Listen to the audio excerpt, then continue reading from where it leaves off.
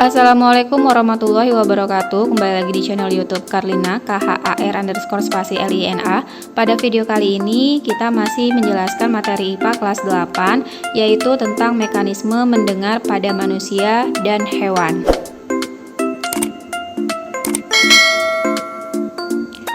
Pada materi sebelumnya, kita sudah mengetahui bahwa untuk mendengar pada manusia itu ada 3 syarat. Yang pertama harus ada sumber bunyi, yang kedua harus ada zat perantara, dan yang ketiga ada alat pendengar yaitu berupa telinga. Untuk mengetahui penjelasan singkatnya, silakan kalian simak video ini sampai selesai ya. Baiklah, ini adalah bagian-bagian dari telinga. Telinga manusia terdiri dari 3 bagian, yaitu telinga bagian luar, bagian tengah, dan bagian dalam. Bagaimana mekanisme pendengaran manusia? Kita bisa mendengar suara atau bunyi itu berawal dari gelombang bunyi akan masuk ke telinga bagian luar, yaitu ditangkap oleh daun telinga yang akan diteruskan ke lubang telinga. Nah, di dalam lubang telinga ini suara akan menggetarkan gendang telinga yang akan diteruskan ke telinga bagian tengah. Di dalam telinga bagian tengah terdapat 3 tulang kecil, yaitu tulang martil, tulang landasan, dan tulang sanggurdi. Di telinga tengah ini, getaran suara tadi akan ditransmisikan atau diteruskan ke telinga bagian dalam melalui membran jendela oval menuju ke koklea. Apa itu koklea? Koklea itu merupakan suatu tabung yang bergulung seperti rumah siput. Di dalam koklea ini berisi cairan limpa. Cairan limpanya akan terdapat organ Cocti di sini ya. Organ Cocti ini berisi cairan-cairan sel rambut yang sangat peka. Inilah yang disebut dengan reseptor getaran yang sebenarnya. Sel rambut ini akan bergerak ketika ada getaran di dalam koklea, sehingga akan menstimulasi getaran yang diteruskan oleh syaraf auditori menuju ke otak, sehingga kita mengetahui bahwa itu adalah suara sesuatu atau suara seseorang yang kita ketahui. Selanjutnya, pendengaran pada hewan.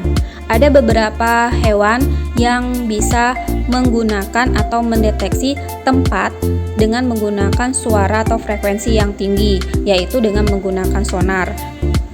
Di antaranya yaitu kelelawar. Sudah tahu kan dengan kelelawar? Ini adalah gambar kelelawarnya. Kelelawar dapat mengeluarkan dan menerima gelombang ultrasonik dengan frekuensi di atas 20.000 Hz pada saat terbang. Gelombang ini akan dikeluarkan dan dipantulkan kembali oleh objek yang akan dilewati dan diterima kembali oleh receiver atau alat penerima yang berada di dalam tubuh kelelawar. Nah, kemampuan kelelawar untuk menemukan lokasi ini disebut dengan ekolokasi. Yang berikutnya yaitu lumba-lumba. Seperti halnya kelelawar, lumba-lumba dalam berkomunikasi dan mengeluarkan suara juga menggunakan sistem sonar. Lumba-lumba bernafas melalui lubang yang ada di atas kepalanya. Di bawah lubang ini terdapat kantung kecil yang berisi udara. Agar dapat menghasilkan suara yang berfrekuensi tinggi, lumba-lumba akan mengalirkan udara pada kantung ini.